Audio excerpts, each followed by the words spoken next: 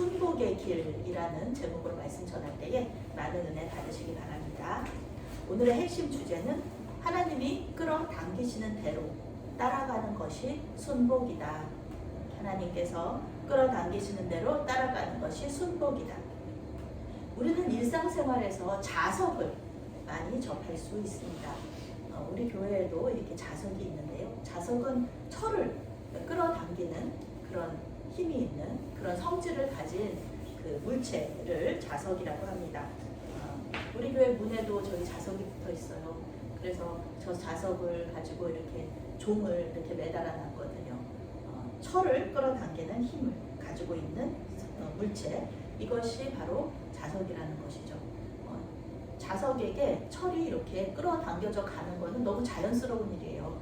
만약에 철은 철 모양을 하고 있는데 자석에 이끌려가지 않는다. 자석을 이렇게 갖다 댔는데 철이 끌어오지 않는다. 끌어당겨오지 않는다 그러면 그것은 철이 아닌 것이죠. 고집 부리고 있는 거, 그것은 철이 아니라 철의 모양은 하고 있지만 플라스틱이나 다른 돌 같은 성분일 수 있습니다. 오늘 말씀에서도 자석이 철을 끌어당기듯이 하나님께서 이 짐승들과 백성들을, 하나님의 사람들을 이렇게 끌어당기시는 이야기가 이 말씀 속에 들어 있습니다. 철이 자석에게 이끌려 가듯이 하나님의 인도하심으로 끌려가는 것이 순복인데, 그런데 지금도 그렇지만 많은 사람들이 오늘 말씀 속에서도 순복한 사람들이 많지 않았다는 것입니다. 1절부터 4절까지의 말씀 함께 읽겠습니다. 여호와께서 노아에게 이르시되 너와 내 온 집은 방주로 들어가라. 이 세대에서 네가 내 앞에 의로움을 내가 보았음이니라.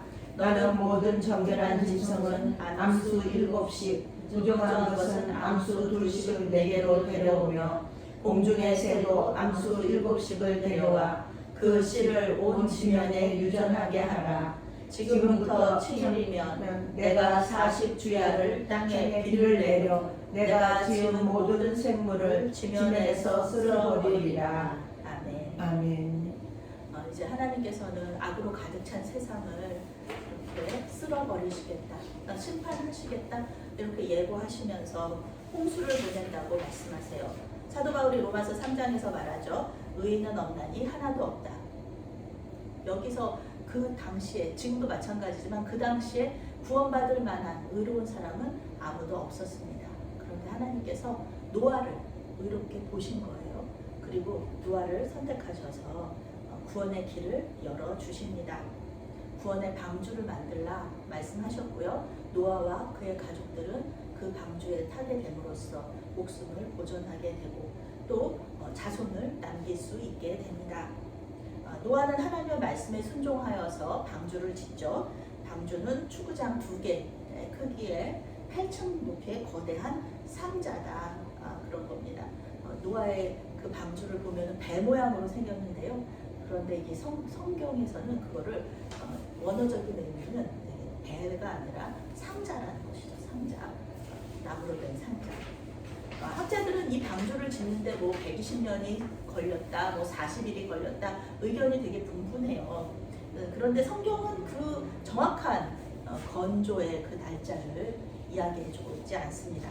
왜냐하면 방주를 지은 기간이 중요한 게 아니거든요. 하나님께서 방주를 만들게 하셨고 노아가 그 말씀에 순종했다, 이것이 중요한 거거든요. 하나님은 자신이 창조한 피조물들이 아예 사라지는 것은 원하지 않으셨습니다.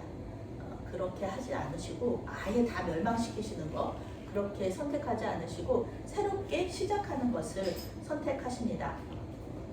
성경이 이렇게 말하죠. 그 씨를 온 지면에 유전하게 하라. 이 말씀은요, 그 자손이 이렇게 남겨지는 거예요. 자손이 점점 퍼지는 거예요. 마치 아담에게 주셨던 그 복의 말씀이죠. 생육하고 번성하여 땅에 충만하라. 이 말씀하고 같이 이어졌다고 볼 수 있습니다. 이제 노아와 그의 아내, 그리고 셈, 함, 야벳 아들들과 그 세 며느리가 이 방주에 타게 되고요.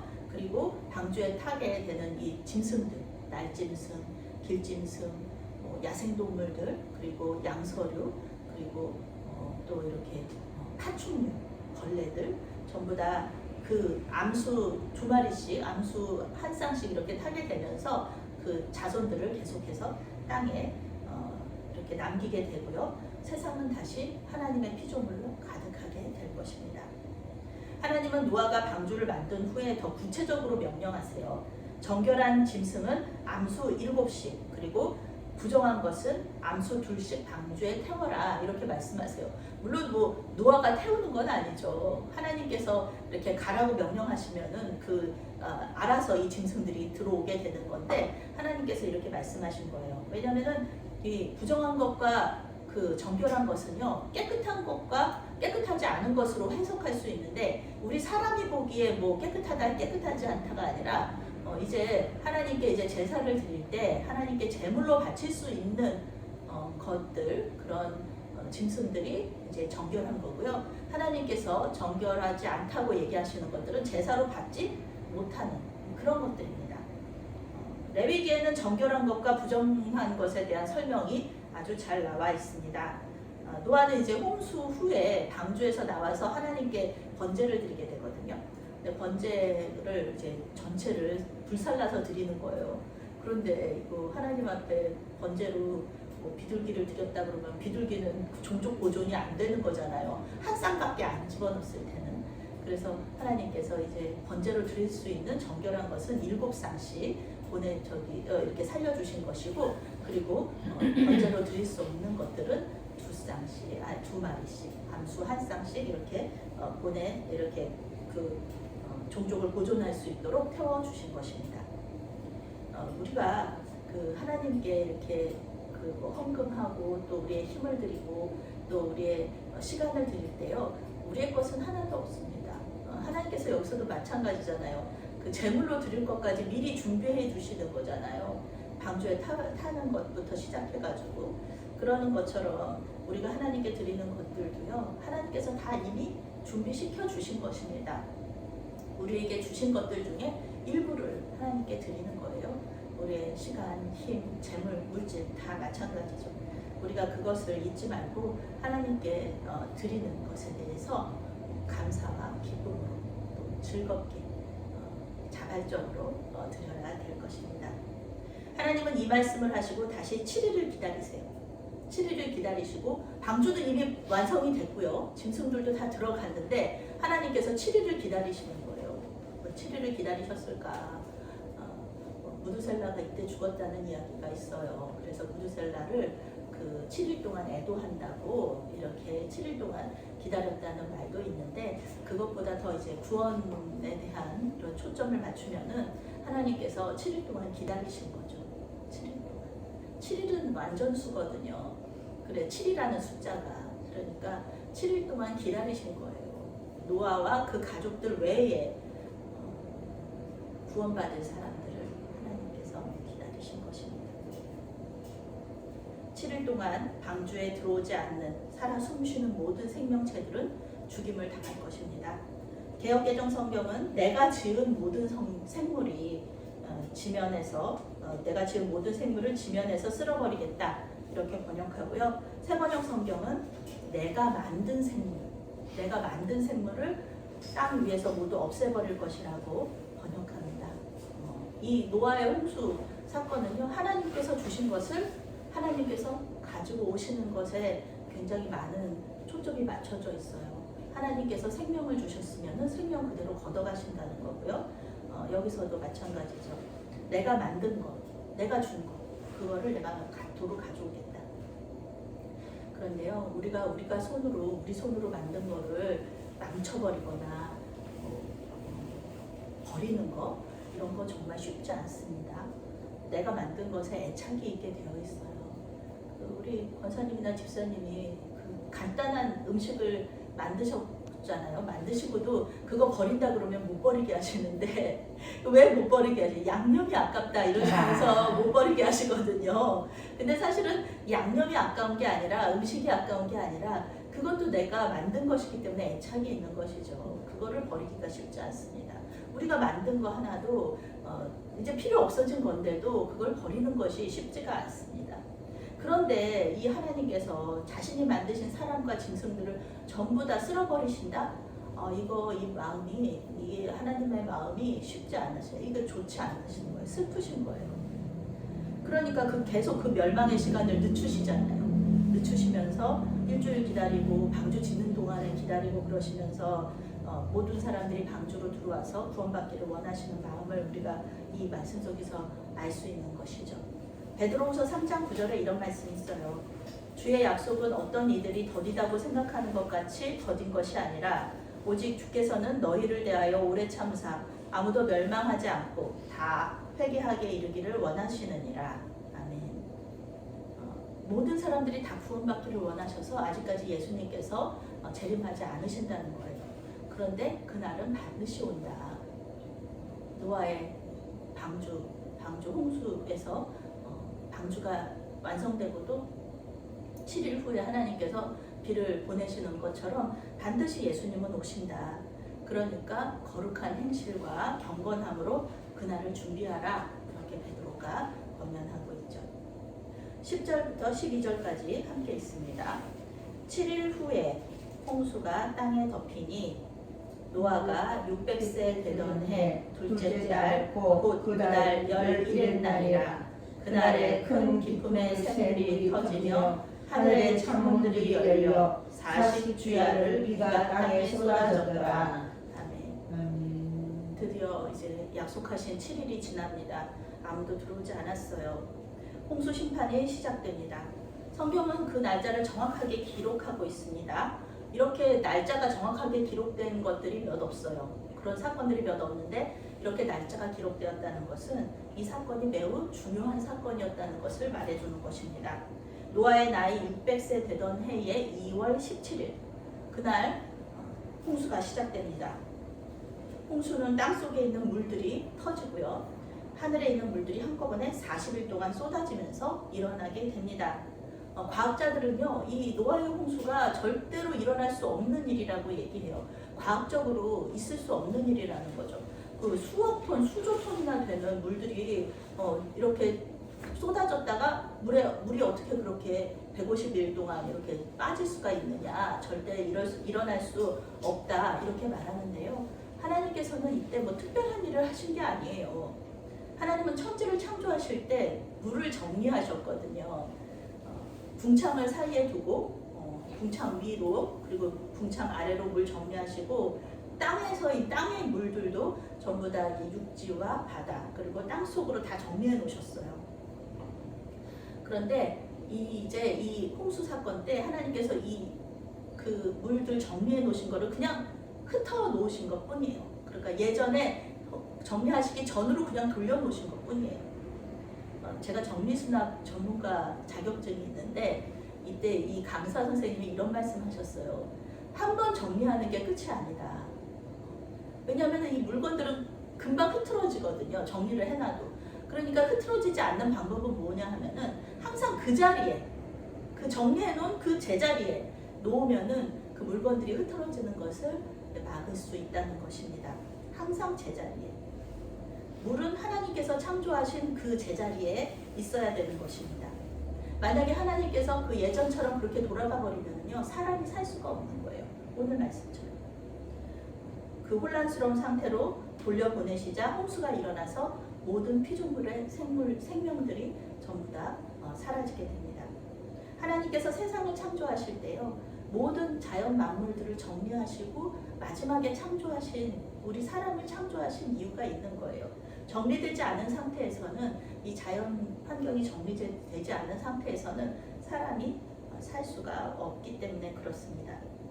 하나님은 홍수 사건을 일으키신 게, 홍수를 보내신 게 특별하게 능력을 사용하신 게 아니라 그 정리하셨던 거를 정리 이전으로 돌려놓으셨을 뿐입니다. 영어 성경은 땅 속에 있는 물들이 모든 곳에서 콸콸 쏟아져 나오고 하늘에서 비가 쏟아졌다 이렇게 번역합니다. 40일 동안 비가 쏟아졌어요. 우리는 매년 여름마다 수해를 입으시는 분들 그런 뉴스를 매년 여름마다 정말 듣습니다. 너무 심란해요. 그분들 보면은 그 집안이 전부 다 온통 흙투성이가 돼가지고 모든 물건들 사용할 수도 없고, 그러니까 재산상의 피해만 있으면 좋은데 생명도 앗아가 버리는 이 자연 재해 중에서도 이 물 굉장히 무서운 거. 엄청 그렇게 편안하게 아주 조그만 도랑물도 물이 한꺼번에 몇 시간만 쏟아지면 엄청 이렇게 많아지면서 사람의 목숨을 앗아가는 그런 무서운 그런 능력을 가진 것들이 비죠. 고작 며칠 오는 폭우에도 마을이 잠기는데요. 오늘 말씀에서는 40일 동안 주야로 비가 쏟아졌다 이렇게 말하고 있습니다. 비가 좀 멈춰야지 물이 빠지는 시간이 있을 텐데 물이 빠지는 시간도 없이 40일 동안 멈추지 않고 비가 왔다는 거예요. 밤낮으로 계속 비가 왔다는 거예요. 그러니까 온 지구가 물에 잠길 수밖에 없는 거죠. 우리 사람은요, 코로 숨쉬는 생명체예요. 코로 숨쉬는 생명체인데 물속에서 우리는 숨 쉴 수 없잖아요. 그러니까 여기 나오는 거죠. 코로 숨쉬는 모든 것들이 죽었다. 이렇게 얘기하는 겁니다. 홍수 심판은요, 코로 숨을 쉬는 모든 생명체의 죽음을 의미합니다. 하나님께서 코에 생기를 불어 넣어 주셨는데 그 생기를 불어 넣어 주신 생기를 도로 가져가신 것입니다. 13절 말씀부터 16절 말씀 함께 있습니다. 곧 그날에 노아와 그의 아들 셈, 함, 야벳과 노아의 아내와 세 며느리가 다 방주로 들어갔고 그들과 모든 들짐승이 그 종류대로 모든 가축이 그 종류대로 땅에 기는 모든 것이 그 종류대로 모든 새가 그 종류대로 무릇 생명의 기운이 있는 육체가 둘씩 노아에게 나와 방주로 들어갔으니 들어가는 것들은 모든 것의 암수라 하나 하나님이 그에게 명하신 대로 들어가매 여호와께서 그를 들여보내고 문을 닫으시니라. 아멘. 이 홍수 심판의 와중에도 하나님의 구원 사역은 계속됩니다. 홍수 속에서도 살아남은 사람들과 짐승들이 있었다. 방주에 들어간 사람들과 짐승들은 살아남습니다. 노아와 그의 아들들과 노아의 아내와 세 며느리가 구원을 받았습니다. 하나님께서 들여보내신 들짐승들, 가축, 땅에 기는 것들과 새들이 구원을 받았습니다. 학자들은 2만 1천 종의 양서류, 파충류, 조류, 포유류가 방주에 탔을 것이라고 말합니다. 한 쌍씩만 탔어도 4만 2천 마리예요. 그런데 7쌍도 있잖아요. 엄청난 마리수가 여기 들어있는 거죠. 이 모든 생명체들이 사람만이 아니라 이 모든 동물들 우리가 영화에서도 많이 보잖아요. 그런 짐승들이 전부 다 이렇게 방주를 나오는 것을 보면은 웬만한 사람 같았으면은 좀 노아의 말을 믿을 수도 있지 않겠습니까? 그런데 결국 노아와 그의 가족들만이 배에 탔다는 것이죠. 이 방주에 탔다는 것이죠. 세번역 성경은 16절 하반절 말씀을 이렇게 번역합니다. 마지막으로 노아가 들어가니 주님께서 몬소 문을 닫으셨다. 개역개정은 이렇게 번역하죠. 여호와께서 그를 들여보내고 문을 닫으시니라. 노아가 자기 가족들과 그 짐승들이 다 탔는데도 들어가지 않고 가만히 문 앞에 서 있었다는 것을 우리가 알 수 있어요. 계속해서 기다리는 거죠. 마지막까지 기다리는 겁니다. 다른 가족들이 들어오고 노아의 형제 자매들이 있었을 거 아니에요. 그리고 그 어머니에 대한 이야기가 없잖아요. 여기서는 어머니는 이야기하지 않지만 그리고 며느리의 가족들이 또 있잖아요. 그 며느리의 가족들에게도 분명히 이 소식이 전해졌을 텐데 아무도 노아의 방주에 타지 않았다는 겁니다. 누구도 노아와 가족들의 이야기를 듣고 그 심판의 경고에 응답하지 않았다. 방주 문 앞에서 들어가지 않고 구원받을 사람이 이제나 오나 저제나 오나 기다리는 이 노아의 모습. 이 노아의 모습은 하나님의 모습이기도 합니다. 그러나 하나님은 구원의 주님이시면서 또 심판의 주님이시기도 하기 때문에 노아를 방주로 들여보내시고 그리고 직접 문을 닫으십니다. 이제 방주 안에 있는 사람들의 생명과 방주 밖에 있는 사람들의 생명은 주님께 달려 있습니다.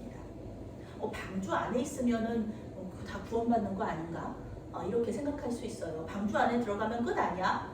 이렇게 생각할 수 있지만 여기 나온 이 짐승들 다 누가 돌봐야 되나요?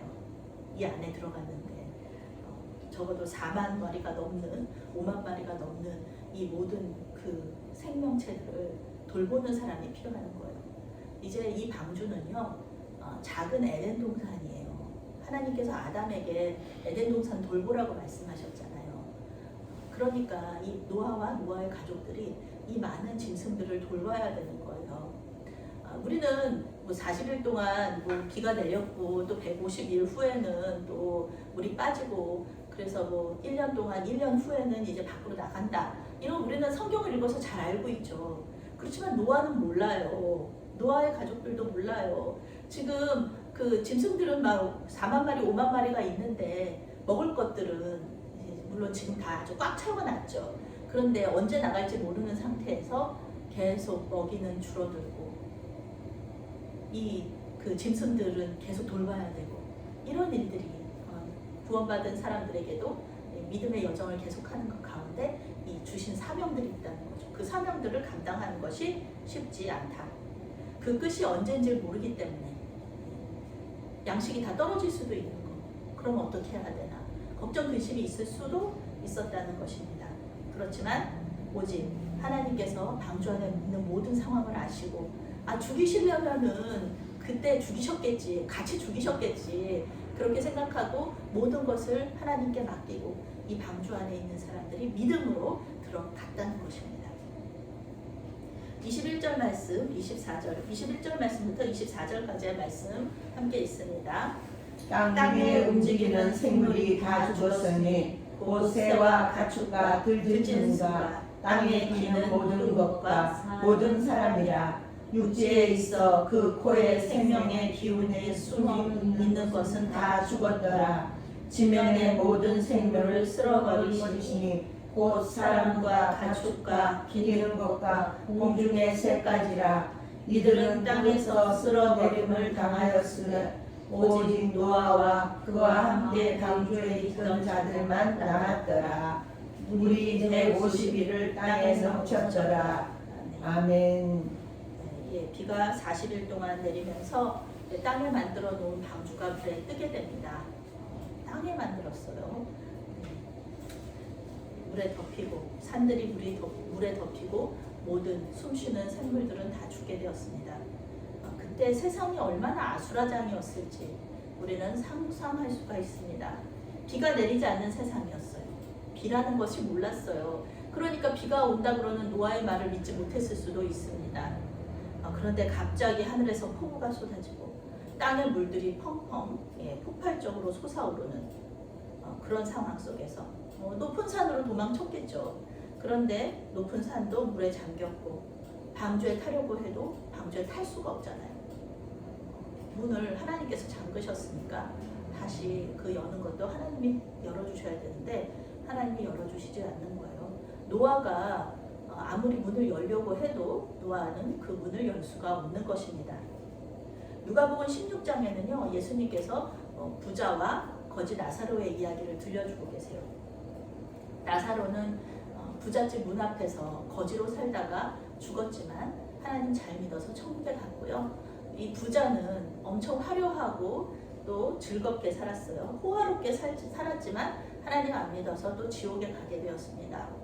지옥이 너무 힘들고 뜨거운 거예요. 그래서 나사로 저 천국을 바라보니까 아브라함의 품 안에 나사로가 있는 거예요. 아브라함한테 말하죠. 저만 이렇게 고생하는 거가 너무 힘든데 저의 형제들이 여기 오는 거를 제가 정말 형제들은 안 왔으면 좋겠습니다. 형제들은 지옥 가지 않고 천국 갔으면 좋겠습니다. 그러니까 나사로를 보내셔서 그 형제들한테 얘기 좀 해주세요. 하나님 잘 믿으라고 얘기 좀 해주세요. 그랬더니 아브라함이 이야기하는 거죠.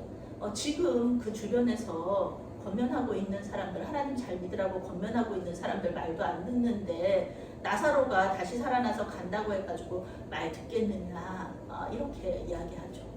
그러니까 그 노아의 말에, 그때 당시 노아의 경고에, 그 심판의 메시지에 귀를 기울였다면 이 사람들이 구원을 받을 수 있었겠지만 이 때가 지나고 나니까 방주의 문을 아무리 두드려도 방주의 문이 열리지 않았다는 것이죠.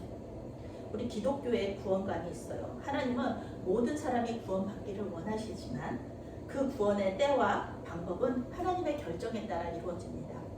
내가 뭐 어떻게 내 마음대로 내 뜻대로 이렇게 되면 구원받겠지 이렇게 생각해서 구원받을 수 있는 것이 아니라 하나님께서는 딱 정해주셨잖아요. 예수 그리스도를 믿는 그 믿음을 가진 사람만이 구원받는다. 방주에 탄 사람만이 구원을 받는 것처럼 우리도 예수님을 믿는 사람만이 구원을 받는다라고 하나님께서 그 구원의 방법을 딱 정해 주셨습니다. 예레미야 5장 23절에서 하나님은 이스라엘 백성들이 심판받는 이유를 말씀해주고 계세요. 배반하고 반역하는 마음이 있어서 이미 배반하고 나를 떠났다 이렇게 말씀하시죠. 그래서 이 이스라엘 백성들을 결국 바벨론으로 포로로 잡혀가게 되잖아요. 그 포로로 잡혀간 이유가 그것입니다. 새번역 성경은 목이보다 고집이 세고 반역하는 백성이어서 나에게서 돌아서서 멀리 떠나고 말았다. 이렇게 번역하는 겁니다. 철이 자석의 이끌림에 이렇게 끌려가는 게 자연스러운 거예요. 철이 고집스럽게 자석에 끌려가지 않을 거야. 나는 자석에 끌려가지 않을 거야. 이렇게 버틴다면은 그것이 무슨 철이겠습니까? 자석이 철을 끌어당기듯이 방주가 이 사람들과 그 짐승들을 끌어당겼다는 거예요. 그런데 사람들이 고집스럽게 방주에 끌려가지 않았다. 방주로 들어가지 않았다는 겁니다. 우리가 노아의 홍수 시대에 있었던 사람들 그리고 예레미야 시대에 있었던 사람들과 다를 바가 없습니다. 우리 너무 고집이 세서요. 하나님께서 이끄시는 대로 이렇게 끌려가지 않아요. 하나님이 인도하시는 대로 이렇게 따라가는 것이 순복인데 그렇게 따라가지 않습니다. 은혜로 구원을 받은 우리 정말 우리 하나님께서 우리의 공로 하나도 없이 오직 예수님의 그 보혈의 공로로 우리가 구원을 받았습니다. 그런데 우리는 그 길을 따라가지 않습니다. 우리는 순복하지 않는 것이죠. 순복도 훈련입니다. 계속해서 그 철이 자석에게 붙듯이 그 하나님의 인도하심을 따라서 순복하는 훈련을 하면은요, 우리는 계속해서 순복할 수 있게 되는 겁니다. 이 시간에도 주님께서는 우리의 마음과 생각을 인도하십니다. 시편 139편 14절에서 시는 이렇게 말해요. 주께서 하시는 일이 기이함을 내 영혼이 잘 알기 때문에 감사한다. 이렇게 고백하고 있습니다. 하나님께서 우리에게 우리의 삶 속에서 놀라운 일들을 행하고 계시다는 거예요. 소소하게 얼마나 놀라운 일들을 행하시는지 몰라요. 그런데 그것을 우리가 알아차리지 못한다는 것이죠. 우리의 영혼이 그것을 알아차리기 시작하면은 우리는 하나님께 감사할 수밖에 없는 것입니다.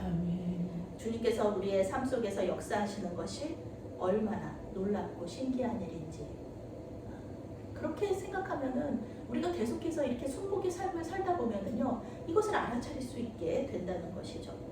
철이 자석에게 이끌리듯이 주님의 인도하심에 순복하심으로써 주님께서 하시는 놀라운 일들을, 그 기이한 일들을 알아차리고 이 주님께서 우리를 인도하시는 그 구원의 길을 감사와 찬양으로 걸어가시는 저와 여러분이 되시기를 바라겠습니다. 아멘. 아멘.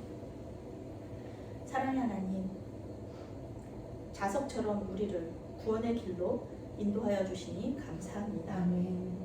때때로 우리의 완악함이 그리고 우리의 고집스러움이 주님을 반역하게 할 때도 있지만 순복함으로 구원의 여정을 계속할 수 있도록 도와주시옵소서. 아멘. 예수님의 이름으로 기도합니다. 아멘.